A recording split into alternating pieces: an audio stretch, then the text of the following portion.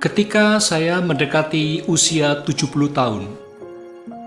Sahabat, fase kehidupan setiap orang pada umumnya melewati masa bayi, remaja, dewasa, dan akhirnya menua. Setiap fase memiliki fokus dan prioritasnya masing-masing.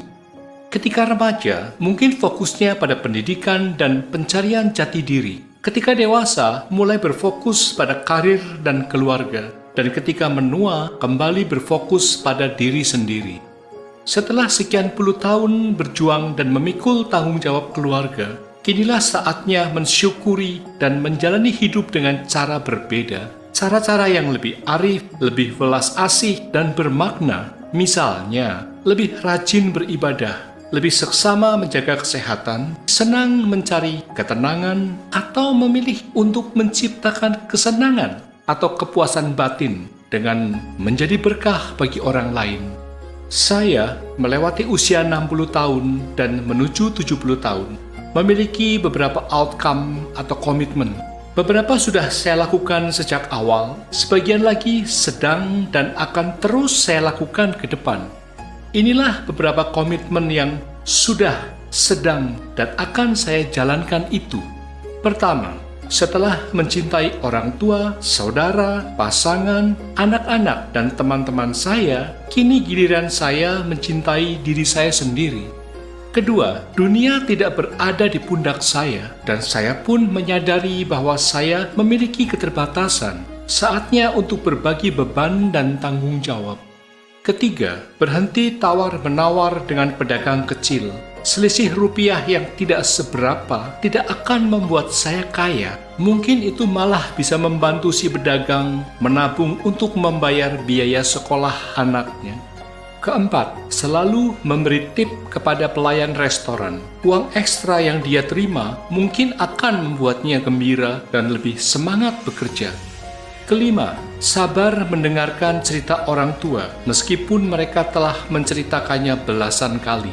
Itu dapat membantu mereka menyusuri jalan kenangan dan menghidupkan kembali masa lalunya.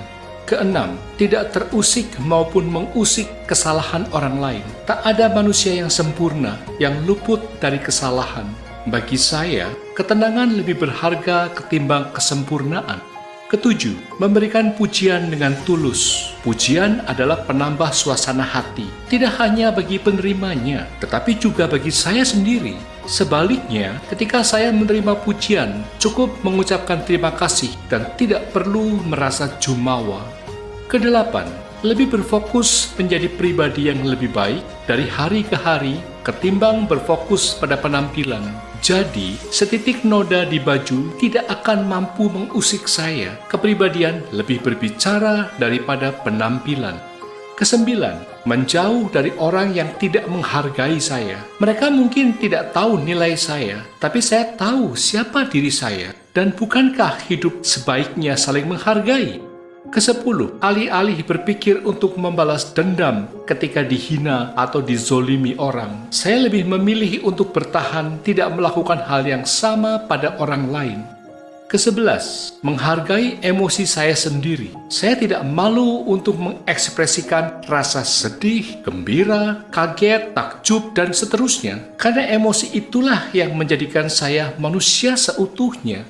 Kedua-belas, tak perlu memiliki banyak teman, tapi tidak saling care dan menghargai. Cukup beberapa sahabat saja, namun yang bisa membuat saya merasa senang, tenang, dan bermakna.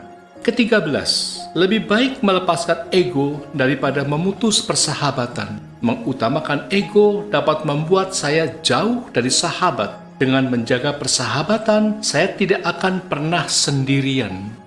Ke-14, selalu berpikir seolah-olah ini adalah hari atau kesempatan terakhir, sehingga saya tidak menyia-nyiakannya untuk selalu melakukan kebaikan dengan cara-cara yang baik. Ke-15, saya melakukan apa saja yang membuat saya bahagia, karena sayalah yang bertanggung jawab atas kebahagiaan saya sendiri. Kebahagiaan itu pilihan, bukan? Anda bisa bahagia dengan cara apa saja dan kapan saja. Pilih saja sendiri, asal tidak menyikut orang lain. Sahabat, Saya memutuskan untuk mengirimkan pesan ini kepada banyak orang tanpa harus menunggu usia saya mencapai 70 tahun. Untuk hal baik, mengapa kita tidak mempraktekannya pada tahap dan usia berapapun?